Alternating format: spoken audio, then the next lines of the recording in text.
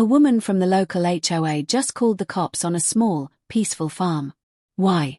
Because she didn't like how it looked. But here's the twist. What she thought would be an easy win turned into a perfect case of instant karma. And trust me, it's so satisfying to watch it all fall apart for her. Imagine this. You're just out there, taking care of your land, feeding your chickens, watering your crops, minding your own business. You've worked hard to keep your farm running, and it shows. Everything is clean, organized, and legal. But suddenly, out of nowhere, someone complains. Not just anyone, though. It's a Karen from the HOA. You know the type. The one who thinks the world revolves around her opinions. The one who believes her rules matter more than the actual law. This woman doesn't even live next door. She lives a few blocks away, in a suburban neighborhood. But she drives over to this farm because, apparently, it ruins the aesthetic of the community. Mind you, the farm's been there for years, way before her cookie-cutter neighborhood was even built. But none of that matters to her. She sees the chickens, the vegetable garden, maybe even a tractor or two, and instantly decides it doesn't belong near her HOA area. So what does she do? Instead of just walking away or, I don't know, minding her own business like a normal person, she calls the police. Straight up, she dials the number and reports the farm as a nuisance. She says there's noise, maybe some smell, and claims it's affecting her quality of life.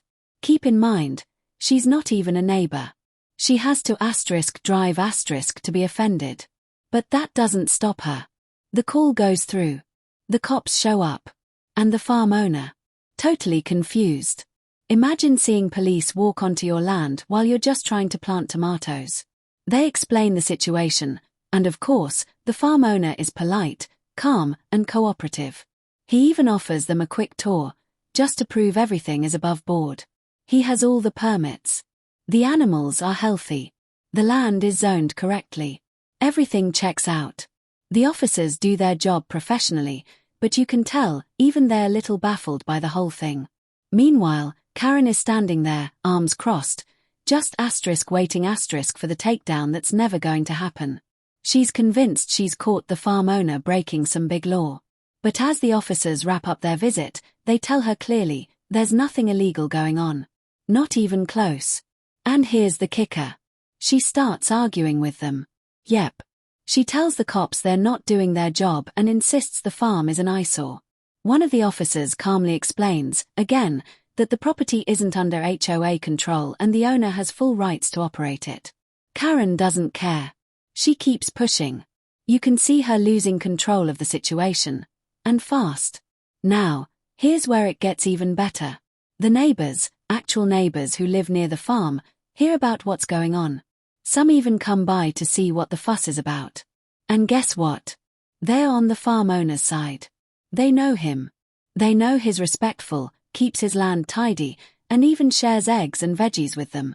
One neighbor says, "Here's the reason my kids know where their food comes from." Another adds, "We've never had a problem. In fact, we love having him here." Karen. She's standing there speechless. Her entire argument has crumbled right in front of her. Not only did the police not take her side, but now the local community is rallying around the guy she tried to shut down. It's awkward. It's embarrassing. And most of all, it's perfect star. You can almost feel the shift in energy. She came in all high and mighty, ready to flex her imaginary authority. But by the end of it, she's just another angry voice in the wind, completely ignored. The cops leave. The neighbors stick around. And the farm? It's still standing strong. Still peaceful. Still doing exactly what it was meant to do. And this is just the beginning. Because karma. It's not done with her yet. Before we get into what happens next, let's rewind a bit. Because to really understand why this story hits so hard, you've got to know how things started. This wasn't just some random piece of land that popped up out of nowhere. The farm had been there for over a decade. Long before the housing development showed up. Long before HOAs even touched that area. Back then, the land was wide open, peaceful, and free of drama. Just the way the owner, Alex, liked it. Alex isn't the kind of person who looks for trouble. He's quiet. Hardworking. The kind of guy who wakes up before sunrise to feed his chickens, fixes fences by hand, and knows every inch of his land by heart. He grows his own food, raises a few animals, and lives in a small house built by his own 2 hands. Everything about his lifestyle screams simplicity and self-sufficiency. But then came the changes. Developers moved in. They saw open land and dollar signs. Suddenly, new houses were popping up on every side. Roads were paved. Mailboxes installed. And with that, came the HOA. They set their rules. Lawn height. Mailbox color. Trash can placement. You name it, they had a policy for it. But here's the thing, they never had jurisdiction over Alex's property. His land was outside their lines. Always had been. Always would be. Still, that didn't stop them from trying to act like they ran the place. At first, it was little things. Notes left on the edge of his fence. Consider mowing more often. Your rooster is too loud in the morning. This isn't a barnyard. All unsigned, of course. All passive-aggressive. Alex laughed them off. He knew they had no power. But he also knew that someone in that shiny new neighborhood wasn't going to let it go. And that someone. Yeah. Karen. No one knew her real name at first. She was just the woman who drove her golf cart like she owned the street. She handed out flyers for HOA meetings no one asked for. Complained about teens riding bikes. Posted long rants on the neighborhood Facebook group.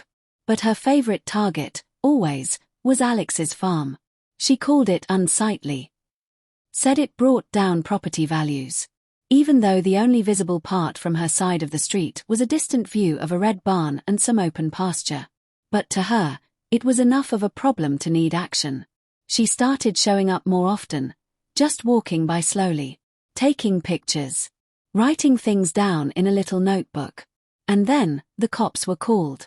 But after they left, after they told her flat out that Alex was doing nothing wrong, you'd think she'd stop, right? Wrong. Instead, she doubled down. She began writing formal complaints. Not to Alex, but to the city, to the county, to anyone who would listen. She claimed the smell from his compost was toxic. That the rooster crowing was noise pollution.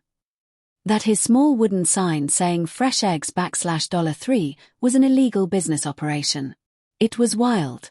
Each claim more ridiculous than the last. And every time, it led to nothing. Because the truth is, Alex knew the law better than she did. He had checked his zoning codes, gotten permits when needed, and stayed within his rights. Karen was throwing everything at the wall, hoping something would stick. But it didn't. Meanwhile, word of her antics started to spread. People in her own HOA began to roll their eyes when she brought up the farm.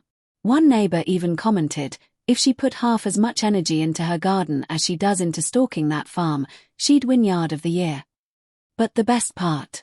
While she was busy trying to tear Alex down, he just kept doing what he does best, working, building, growing. A new beehive went up. He expanded the garden beds. Installed a rainwater collection system. The guy was thriving. Unbothered. Totally focused. And with every new improvement, it seemed to make Karen even more obsessed. She started calling the farm an environmental threat. Told people he was inviting pests into the neighborhood. But here's what she didn't expect. People were listening, but not to her. They were listening to Alex. They were visiting the farm, asking questions, buying fresh eggs, even bringing their kids to see the animals. She was losing control. And fast. But she hadn't hit rock bottom yet. Not even close. Then came the day things really started to unravel, not just for Karen, but for the whole neighborhood. It began like any other morning on the farm. Birds chirping, sunlight creeping over the trees, and Alex already outside before most people even hit the snooze button. He was checking the chicken coop, collecting eggs, and sipping on black coffee straight from a dented old thermos. Peaceful, like always. But not for long. Around 8 a.m., a sleek black SUV pulled up near the edge of Alex's property. Out stepped Karen, dressed like she was going to a business meeting instead of an open field. She had her phone in one hand, that same little notebook in the other, and a determined look on her face. This time, she wasn't here to complain quietly. This time, she brought backup, 2 other HOA board members, equally annoyed-looking and clearly dragged into her drama. They didn't even step onto his land. They stood at the edge of the fence and started pointing at things. The compost pile. The beehives. A small homemade greenhouse Alex had recently built. Karen was talking fast, like she had rehearsed the whole speech the night before. You could tell she thought this was her big moment. But what she didn't know, what she couldn't know, was that the county inspector was already scheduled to visit that day. Not because of her complaints. Not because of anything bad. Alex had requested it himself a month ago. He was planning to add a small produce stand near the front of his property, and he wanted everything inspected and signed off. He played by the rules. Always had. So when the inspector's truck pulled up just 15 minutes after Karen arrived, the timing couldn't have been more perfect. Karen assumed the inspector was there because of her. You should have seen the look on her face, smug, like she had finally made something happen. She marched right over and started talking to him. Fast. Non-stop. Rattling off everything she thought was wrong with the farm. But the inspector calmly held up his hand and said, I'm not here because of any complaint. I'm here because the owner invited me. You could hear the air leave her lungs. Alex walked up, shook the inspector's hand, and offered him a quick tour. The inspector nodded, flipped open his clipboard, and got to work.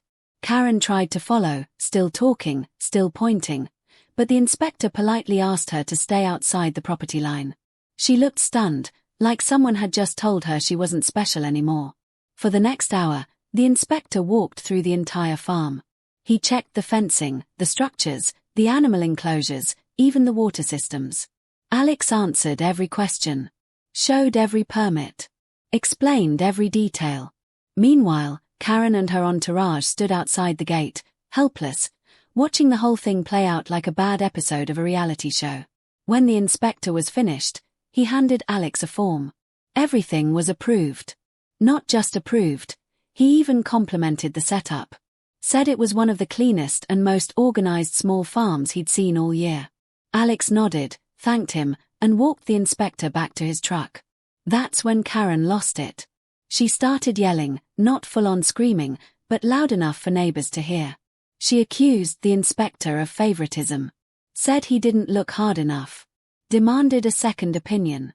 The inspector, keeping his cool, told her plainly, "You have no standing here. This property isn't part of your HOA. You have no authority over it. None." It was like flipping a switch. Suddenly, the other HOA board members realized just how far out on a limb Karen had gone. One of them pulled her aside, whispering something through clenched teeth. Another one just walked back to the SUV and got in, clearly done with the circus. But it didn't end there. Word got around fast. Not just in the HOA community, but on social media. Someone had taken a video of the whole thing from their porch. You could hear Karen's voice loud and clear. You could see the inspector calmly explaining the law. You could watch Alex standing quietly, hands in his pockets, as the truth came out. By the end of the day, that video was shared across local Facebook groups, Reddit threads, and even a few farming forums. People loved it.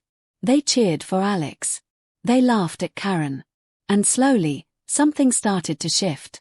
The power Karen thought she had. It started slipping through her fingers. What happened next turned the whole situation from just another entitled HOA drama into something way bigger. Because now, Karen wasn't just fighting the farm. She was fighting her own reputation, and losing hard. After the video of her meltdown started circulating, things changed overnight. People in the neighborhood who had once tolerated her or ignored her suddenly had opinions. Strong ones. The comment sections under the video were brutal. "Why is she even bothering that guy?" one person wrote. "He's literally growing food, not throwing parties." Another said, "She's the reason people hate HOAs." The likes, shares, and reactions poured in by the hundreds. The clip wasn't even that long. Just 2 minutes. But it captured everything. Her scolding tone, the way she pointed like she was a police officer, and the calm, respectful way both Alex and the inspector handled the situation. It was clear who looked out of control and who looked like the adult in the room. At first, Karen tried to brush it off, pretend like it didn't bother her. But she couldn't ignore it for long. The whispers in the neighborhood became harder to avoid. People started crossing the street to avoid her on walks. Some even confronted her at HOA meetings, asking why she was so obsessed with a man who just wanted to grow tomatoes and raise chickens. Even worse for her, Alex never said a word about it online. Not one post. Not a single video. He didn't comment or react. He just kept working, showing up at the local farmers market with baskets of produce, jars of honey, and fresh eggs. Business actually improved for him. People who had never even heard of his farm before were now showing up just to shake his hand and buy a dozen eggs from the guy who stood up to the HOA Karen. But Karen, she couldn't let it go. A few days after the video went viral, she filed a formal complaint with the HOA board, this time accusing Alex of creating a hostile environment. It made no sense. She claimed that his silence online was passive-aggressive and that his success was encouraging harassment toward her. It was bizarre. People were baffled. Even some of her closest allies on the board started distancing themselves. Then, an email leaked. Someone from the board, no one knows who, sent screenshots of one of Karen's private group messages to a local community forum. In it, she called Alex a parasite, accused his supporters of gang behavior, and even suggested putting pressure on local authorities to investigate him for animal cruelty, even though there was zero evidence of anything like that. The backlash was swift. One by one, members of the HOA began resigning or calling for Karen to step down. They didn't want to be associated with her vendetta anymore. She had turned a simple disagreement into a full-blown PR nightmare for the entire association. Still, she wouldn't quit. Next, she tried to organize a community vote to ban all small-scale agriculture within a certain distance of HOA boundaries. Never mind the fact that she had no legal ground to enforce such a rule, she wanted it on paper anyway. She printed flyers. Held a meeting. Less than 10 people showed up. Most of them left before it ended. Meanwhile, Alex was getting invitations to speak at local gardening clubs and sustainable living events. Parents were bringing their kids by for weekend tours of the farm. Schools even reached out, asking if students could visit for hands-on learning. He wasn't just surviving, he was becoming a kind of local hero. And with all this attention, reporters caught wind of the story. A local news station did a short segment. They interviewed Alex, interviewed neighbors, even tried to speak with Karen. She declined, of course. The news piece aired on a Friday night, and by Saturday morning, people were driving in from nearby towns just to check out the farm that stood its ground. You could feel the shift happening in real time. What started as one woman trying to push a neighbor around had become a community rallying behind someone who actually cared. Not about appearances, not about rules, but about real things. Hard work. Respect. And not backing down to bullying. And through it all, Alex never once raised his voice. Never insulted her. Never fought back with anger. He just let the truth, and a little bit of karma, do the talking. Days turned into weeks, and the neighborhood started to feel different. The tension that once floated around every HOA meeting and neighborhood sidewalk began to fade. People were friendlier. More curious. More supportive. And at the center of it all was the same small farm that had once been the target of so much unnecessary hostility. Alex didn't change a thing about the way he ran his farm. He still woke up early. Still tended to his animals by hand. Still greeted every visitor with a warm nod and a quiet smile. But what did change was how the community saw him. Where there was once suspicion, there was now respect. Where there was once distance, there was now connection. Kids waved from school buses. Cars honked in support when they passed. Even people who had never spoken to Alex before started stopping by just to chat. One Saturday morning, something small but powerful happened. A local teacher showed up at the farm with a group of middle school students. They were doing a class project on sustainability, and she asked if Alex could give them a tour. He didn't say much, he never did, but he opened the gate and walked them through everything. The compost pile. The garden beds. The water collection system. the greenhouse. He even let them gather eggs from the coop. The students were fascinated. One of them asked how long it took to grow a full tomato. Another asked what chickens ate. A quiet kid in the back took notes like he was interviewing a celebrity. Alex didn't act like it was a big deal, but it was. Because for the first time, people weren't just defending the farm, they were learning from it. Sharing it. Embracing it. Meanwhile, Karen. She had become almost invisible. Her house stayed dark most days. The perfectly trimmed hedges were now overgrown. The mailbox, once wiped clean weekly, had a slight lean. People whispered that she was trying to sell, though no for sale sign ever went up. Maybe it was pride. Maybe she couldn't face the fact that she had become the villain in her own story. But either way, she wasn't part of the daily rhythm anymore. And the best part?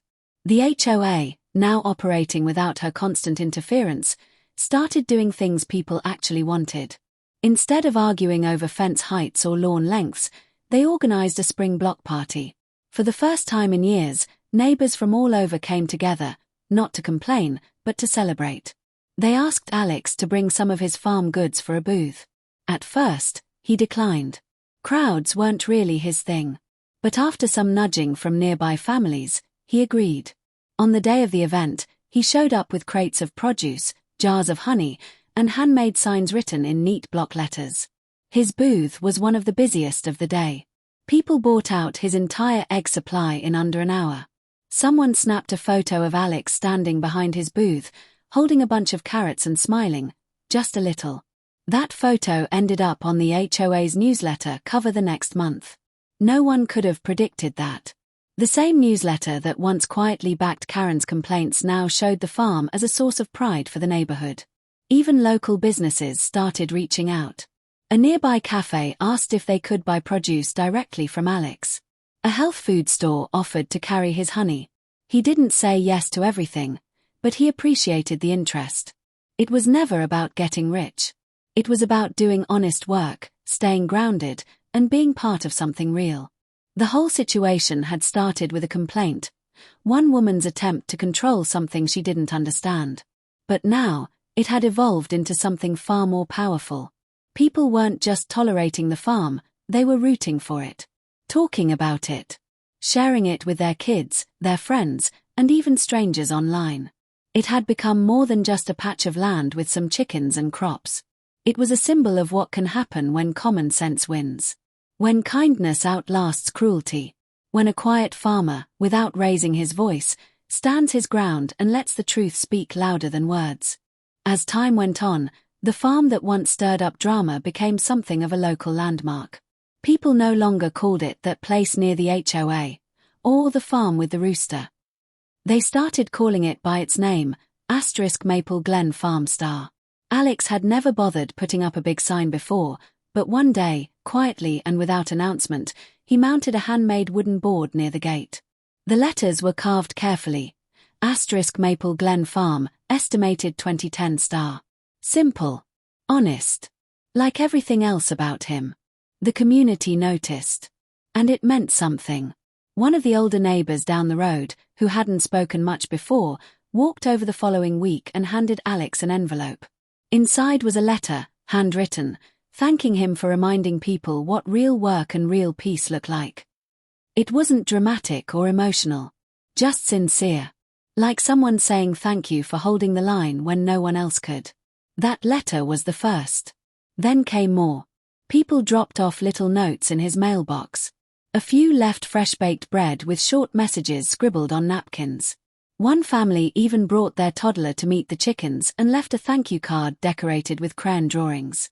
These weren't flashy grand gestures. They weren't trying to go viral. They were just real people saying, "We see you. We get it now." Alex didn't brag. He didn't post about it. Most of those notes went into a showbox he kept on a shelf near the window. He never told anyone what he did with them. But it was clear they mattered. And while Karen faded further into the background, the farm's reputation only grew. It caught the attention of a regional agricultural group that focused on sustainable living. They reached out asking if Alex would be open to joining a mentorship program. Not to teach in classrooms or give speeches, just to allow younger folks to spend a few days on the farm, learning hands-on skills. He said yes. Quietly. No fanfare. Just more boots in the dirt and hands in the soil. Soon, young adults and teens began showing up, some from farming families, others from cities who'd never touched a rake in their lives. They didn't know how to plant a seed or clean out a coop. But they were eager, and Alex gave them the space to learn. Slowly, patiently, without judgment. One of those students, a 17-year-old named Max, had never seen a real farm up close.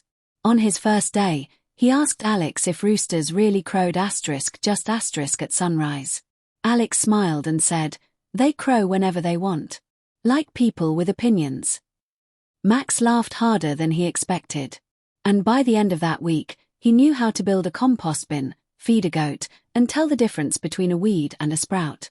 Stories like Max's began to spread, not through big headlines, but by word of mouth. And that's when the local newspaper finally decided to do a deeper feature. This time, they didn't focus on the past drama. They focused on the resilience. The lessons. The quiet way this farm had reminded an entire neighborhood what mattered. They wrote about how the farm survived scrutiny, false complaints, and an entitled campaign to shut it down, and came out stronger. They highlighted how a man who said very little had managed to influence so many, just by standing firm and staying true to his values. People started dropping by just to see it for themselves. Not tourists. Locals. Families. Teachers. Gardeners. Some came to buy produce, some just to say hello. But the mood had changed entirely. This wasn't about taking sides anymore. It was about learning something from a story that almost went another way. What could have ended with tension, division, and more fighting had become something far better. A quiet reminder that not everything has to be loud to make an impact. That sometimes, the strongest stand is one made without shouting. And through all of it, Alex remained the same. No big speeches. No online posts. He just kept waking up early, working the land, and offering a calm nod to anyone who passed by the gate of Maple Glen Farm. The seasons began to change, but the rhythm of the farm stayed steady. Leaves turned gold, then brown. The air cooled, the mornings grew quiet, and the smell of wood smoke started drifting through the trees. Autumn had settled over Maple Glen Farm like a warm blanket. Everything seemed slower, more peaceful, except for the steady beat of Alex's daily work, which never missed a step. It was a time of harvest, not just from the soil, but from everything the past year had brought. The barn was fuller than usual.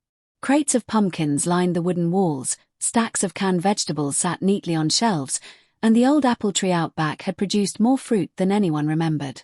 People from the neighborhood would stop by just to grab a few apples from the basket Alex left by the gate with a little sign. * take what you need. Leave what you can. * sometimes people left coins. Sometimes a thank you note. Sometimes nothing at all. Alex didn't mind either way. One Saturday afternoon, a small group of kids from the local elementary school showed up with their parents. The school had been doing a community kindness project, and the kids had picked the farm to visit. They brought hand-painted signs, jars of peanut butter and jelly for his pantry shelf, and even a little wooden chicken statue someone's dad carved. The kids ran around the yard, giggling at the goats and petting the hens. Alex didn't say much, but he gave them a full tour, pointing, nodding, showing them how to plant garlic before winter. Parents snapped photos. Some posted them online. The captions weren't angry, weren't dramatic. They were simple. Spent the day learning from a real farmer.